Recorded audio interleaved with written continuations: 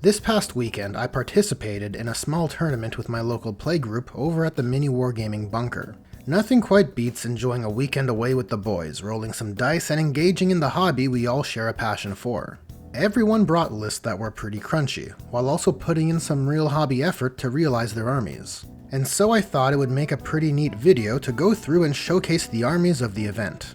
For those curious how I did at the tournament, the event was structured in 3 rounds plus a warm-up.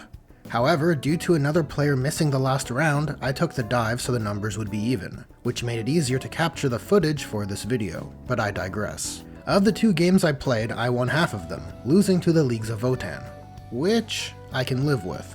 So without further ado, let's take a look at the armies.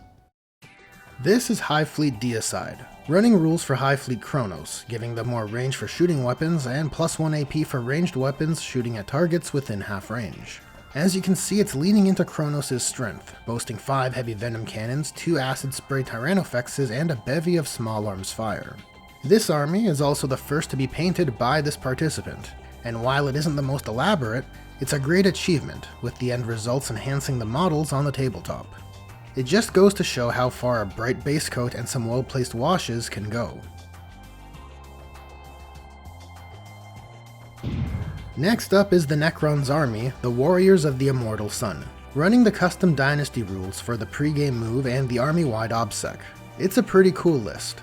Leaning heavily into destroyers is definitely a thematic choice I can get behind, and taking those destroyers in an MSU format results in several actionable units which can all punch up, all backed up by the Supreme Commander, the Silent King. Fun fact, the army is mostly all dry brush, using metal over a black base coat, and using orange for the pop color. Like the Necrons themselves, dry brushing is timeless. Next is the Dark Eldar army, the Raiders of the Living Dead, leaning heavily into the Homunculus Covens using the Coven of 12, with a small Cabal detachment as Cabal of the Black Heart. The heavy focus into the Homunculus Covens is something I adore. The dread-evoking creepazoids and the monstrosities of the Covens is Dark Eldar's themes distilled to perfection. And with the Cabal of the Black Heart in tow, it certainly adds more of a competitive edge. The extra details picked out on the models across this army goes a long way and just looks terrific. One of my favorite units of the army are the Converted Grotesques, made by combining Age of Sigmar Slangors and spare Talos parts. A much more preferable result than having 6 of the same model, and it gives you a use for all those leftover Talos parts.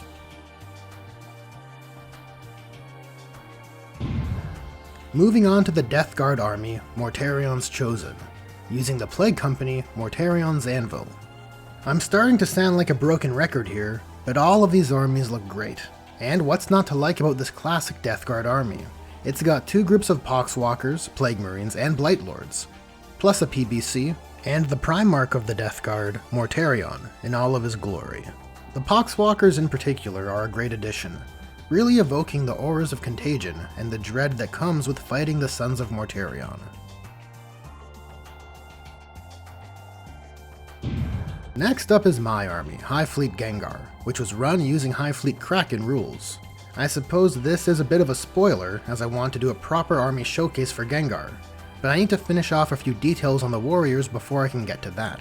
But I figured you can see some of the cooler conversions here, such as the Zerg Queen style Tervigon, and the Metal Gear Tyranno Rex style Tyrannofex.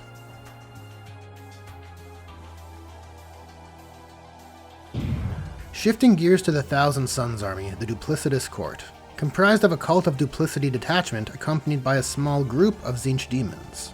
This again is a beautifully painted army. The details painted on the masked rubricae go a long way. This is especially true for the characters in the army, and all the more so for the Arch-Sorcerer Warlord Azek Ahriman. But that's not to mention the Tzeentch demon units in the army, which photograph extremely well and are excellently contrasted with their lava bases. Special shout out for the Herald on Chariot, which has a Chaos Star modeled into the base. Moving up, we have the Demon's Army Hot Skulls, which blends a Tzeentch force alongside Khorne, all led by Be'lakor. It's your monster mash demon soup, which is certainly intimidating. The monsters are certainly the stars of the show here, with Be'lakor literally taking center stage. but I especially appreciate the basework on the Khorne Demons.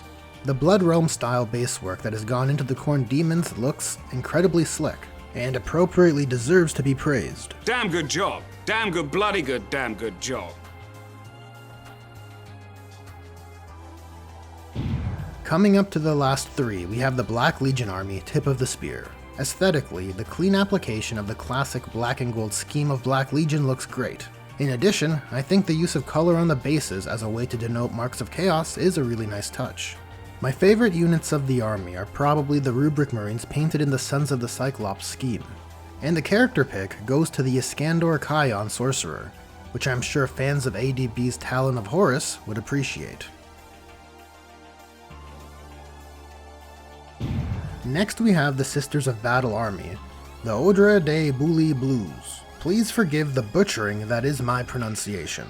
This beautiful army of nuns with guns is run using the Argent Shroud rules. It features loads of MSU with plenty of Melta to take advantage of Argent Shroud's hit and wound rerolls. It's just a great looking army, not just in paint quality, but also in composition, boasting loads of infantry units allowing the Castigor tanks to shine in the spotlight.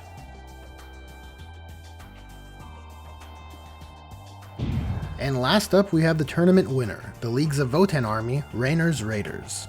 Painted in a style evoking StarCraft Terran Marines, which I gotta say, is quite effective.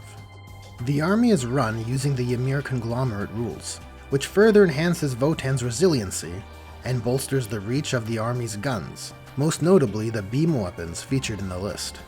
Votann are an interesting army. This event was my first time encountering them on the tabletop, and while I was aware of the reputation surrounding them, I didn't pay it much heed, since it wasn't anything I was expecting to encounter. Though, after having seen how they rock in the practical, I have some thoughts. Thoughts that just might be working their way into a script for an upcoming video.